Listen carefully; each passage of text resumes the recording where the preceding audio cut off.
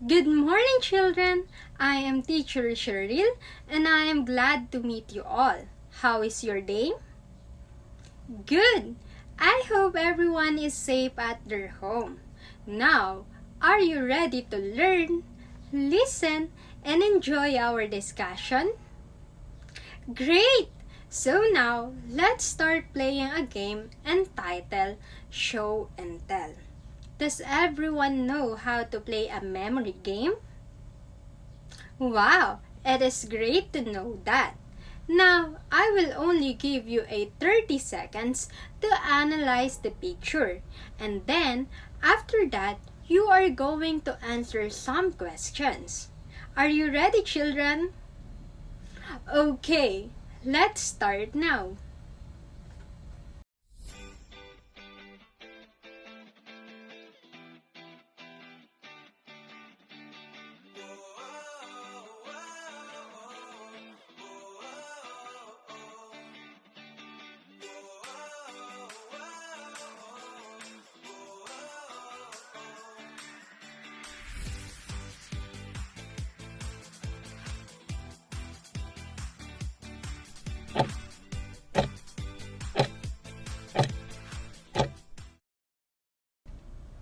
Here are the following questions. First, what fruit has an oval shape? You're right! Papaya has an oval shape. What fruit has a sharp edge? The pineapple has a sharp edge. Correct! What are the fruits that have a yellow color? Banana and lemon have a yellow color. Fantastic! What fruit is bigger than a papaya? A watermelon is bigger than a papaya. You're right again. And lastly, what fruit has the sourest taste? Right, a lemon has the sourest taste. Excellent, children. It looks like everyone loves to play a memory game. It is good to know that, because memory games enhances our mind's ability to think critically. Now, children, for our next activity, we will play a game entitled Help Me, Build Me. What you are going to do is to analyze the pictures that I will show and make sentences out of the words pasted on them. Put a thumbs up in our comment section if you want to answer. Wait until I call your name before you open your mic. Is that clear, children? Great job! If that's the case, let's start.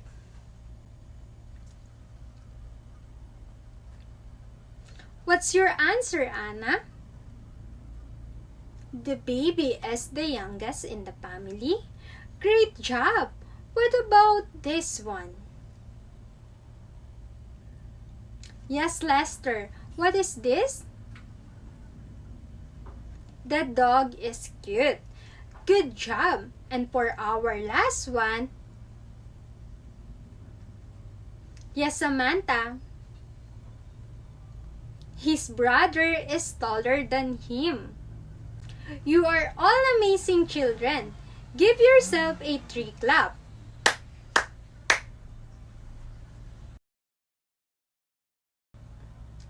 Now, children, look carefully and analyze the details of the sentences.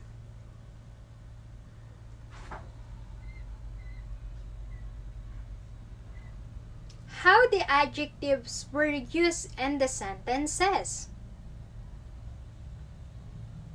Great job! Your answers are all correct. Now, we are going to discuss about the degrees of adjectives. Does anyone have an idea what a degree of adjectives is all about? Amazing, children! Degrees of adjectives. Adjectives are used to describe, identify, modify, and quantify nouns or pronouns. Adjectives have 3 degrees that compare one thing to another. These 3 degrees of adjectives express the intensity of an adjective in an increasing order. And the 3 degrees of adjectives are positive, comparative, and the superlative. Again, the degree of adjectives are composed of positive, comparative, and superlative degree of adjectives.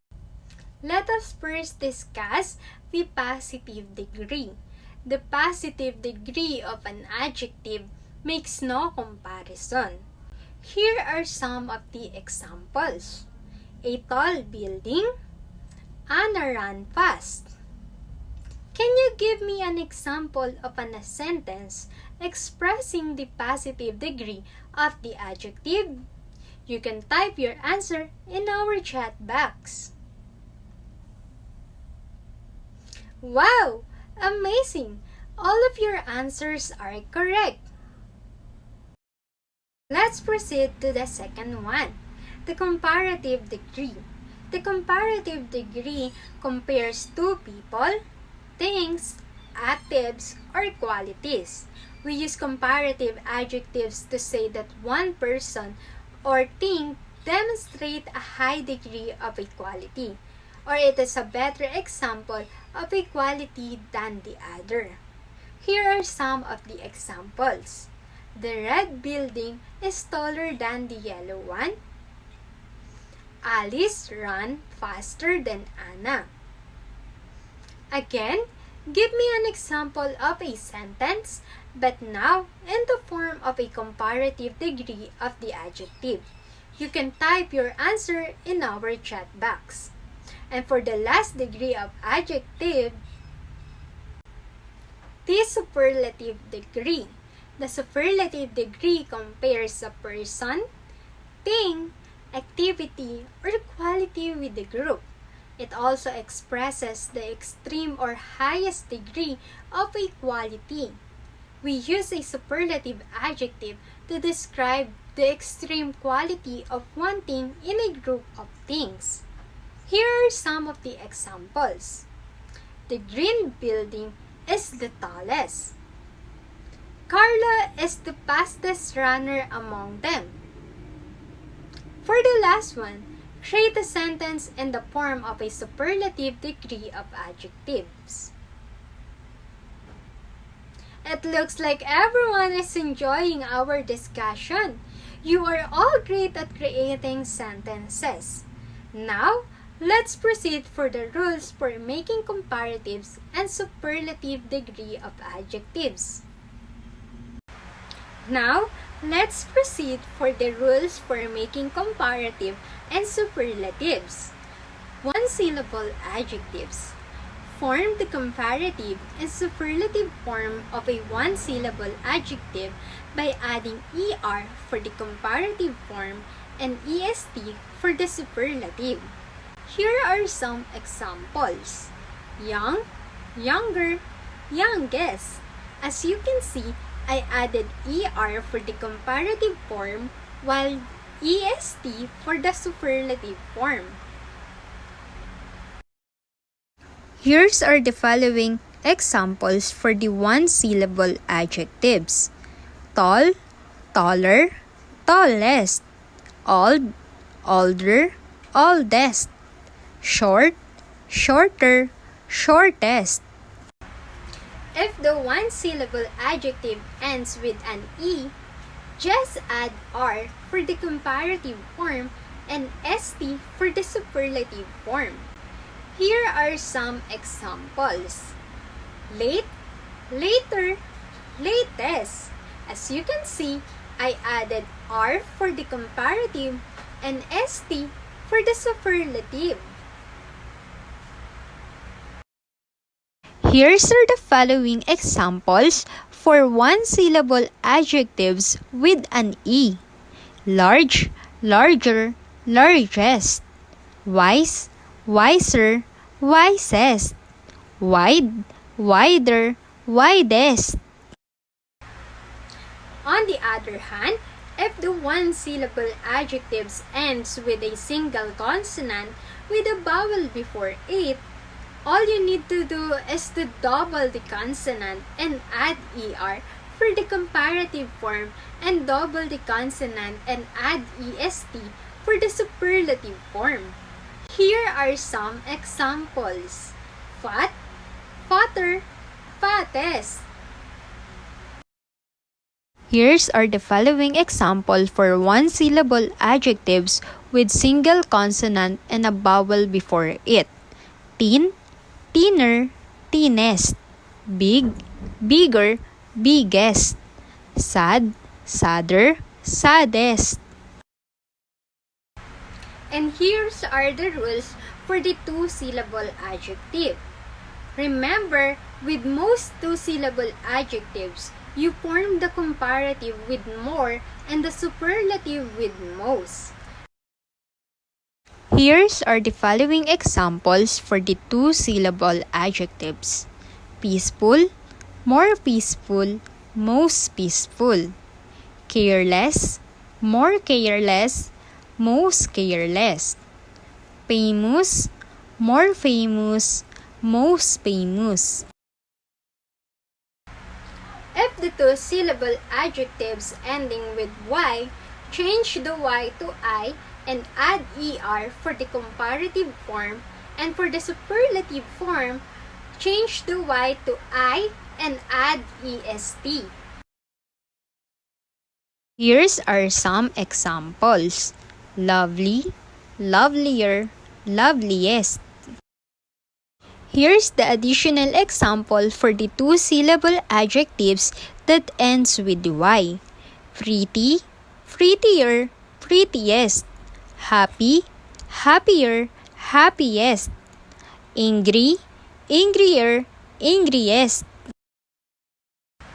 And if two-syllable adjectives ending in ER, LE, or OW, take ER for the comparative form and EST for the superlative form.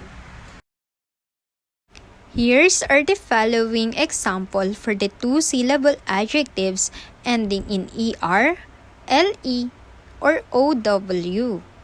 Clever, cleverer, cleverest. Narrow, narrower, narrowest. Gentle, gentler, gentlest. Here's the rule for the adjectives with 3 or more syllables. For adjectives with 3 syllables or more, you form the comparative with more and superlative with most. Here's are the following example for the 3-syllable adjectives. Beautiful, more beautiful, most beautiful. Convenient, more convenient, most convenient. Comfortable, more comfortable, most comfortable. Everything has an exceptions, just like in the degree of adjectives. That is why you must remember that some adjectives have irregular comparative and superlative forms. Here are some examples for the irregular comparative and superlative forms. Good, better, best. Bad, worse, worst. Many, more, most. Much, more, most. Well, better, best. Far, further, furthest. Little, less, least. And take note of this, two-syllable adjectives that follow two rules. These adjectives can be used with ER and EST with more and most. Here's are the following examples for the two-syllable adjectives follow two rules. Simple, simpler, more simple. Simplest, most simple. Clever, cleverer, more clever. Cleverest, most clever. Gentle, gentler, more gentle. Gentlest, most gentle. Quiet, quieter, more quiet.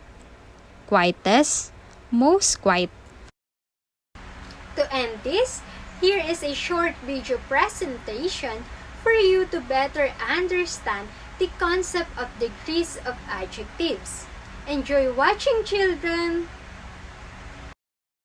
Hello, and welcome to Tutoring Hour. In this video, we'll learn to form the 3 degrees of comparison in adjectives. A spaceship was flitting around the sky with a whirring sound. Staring through the glass dome was Zorg, an alien from the other planet. He was exploring the Earth. He saw 3 skyscrapers of different heights. One was tall, the other was taller, and the third was the tallest. The words tall, taller, and tallest are the positive, comparative, and superlative degrees of adjectives. The positive degree of the adjective is used to describe the height of the skyscraper. Positive adjectives are also used to make equal comparisons. For instance, we can say, the skyscraper was as tall as the tower. But to compare the height of 2 skyscrapers, we need to use the comparative adjectives. We can form comparative adjectives by adding the suffix er. To compare more than 2 skyscrapers, we need to use the superlative degree. We can form superlative adjectives by adding the suffix est. Thus, we can describe the 3 skyscrapers as tall, taller, and tallest. Not all comparative and superlative adjectives are formed by adding er and est. When the adjective ends in e, adding an r and st will work fine. Zorg then compared 3 birds. The pelican was large. The crane was larger than the pelican, and the ostrich was the largest of the 3. Zorg went on to compare a grizzly, a panda, and a raccoon. The raccoon was fat. The panda was fatter than the raccoon, and the grizzly was the fattest of the 3. We have our third rule here. When the base adjective is in a consonant-vowel-consonant format, we should double the consonant before adding the suffix er or est. So we have fat, fatter, and fattest, and big, bigger, biggest. Zorg flew across the park. He saw kids playing there. The kid on the slide was happy. The boy in the sandbox was happier. The girl climbing the monkey bars was the happiest. For this, we have our next rule. When a 2-syllable adjective ends in y, as in happy or easy, change the y to I and add er and est to make the comparative and superlative adjectives. Now, is that rule easy, easier, or the easiest to remember? Some 2-syllable adjectives end in le, ow, or er. Take r or er to form the comparatives and st or est to form superlatives. As in simple, simpler, and simplest. Narrow, narrower, and narrowest. And clever, cleverer, and cleverest. Zorg steered his spaceship and accidentally bumped into a tree, which damaged a part of the vehicle, bringing it to a halt, and started mending his spaceship. His drill gun was helpful, but his hand welder was more helpful than the drill gun. The maintenance jack was the most helpful. Did you notice the words more and most? We don't normally use the er and est endings with 2-syllable adjectives ending in ful, ing, or ed. Instead, we use more and most to form comparative and superlative adjectives. The last rule says, adjectives of 3 or more syllables form the comparative from more, less, and the superlative with most, least. Zorg was hungry. His tractor beam attracted a few items from the mobile food truck parked at a distance. He took a bite of the sandwich. It was delicious. The burger, however, was more delicious than the sandwich. But the pizza was the most delicious of all things he had ever eaten. He wanted to rest. A sleeping pad should be good, he thought. A rocking chair would be better, he imagined. A hammock would be the best, he decided. The irregular comparative and superlative adjectives, good, better, and best, have brought us to the end of our video. Zorg tied his hammock to the trees and rested a while. Just then, the alarm started ringing, and it was time to go. A push of the button elevated the spaceship. A tractor beam from the spaceship filled the place, and drew Zorg toward it. Now, who can give me the definition of the degree of an adjective? Great job! How about the use of the degree of adjectives in the sentences? Great job! Again, adjectives are used to describe, identify, modify, or quantify nouns or pronouns. Adjectives have 3 degrees that compare one thing to another. And there are 3 degrees of adjectives such as positive, comparative, and superlative. Some example for that: the blue notebook is big, the yellow notebook is bigger than the blue one, the pink notebook is the biggest notebook. Remember, children, that you must become aware that we cannot avoid encountering people or things that are much better or worse than us. That is why the degree of adjectives shows and prove us that we must value and appreciate the significance of having contentment in our lives. Is that clear, children? Good job, children! And for that, you have an activity. On your bond paper, you will draw and color the objects that you can see in your home, which will illustrate the correct use of degree of adjectives. And after that, you will write a simple sentence that contains the correct use of degrees of adjectives. I will give you an example for this activity.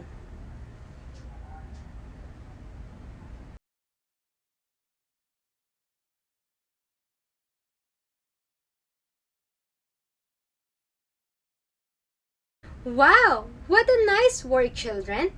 Send your activity to our Google Classroom so that I can check and grade it later. Now, let's proceed with your quiz. Prepare your notebook and your pen and answer the following questions. Children, copy and answer your quiz now.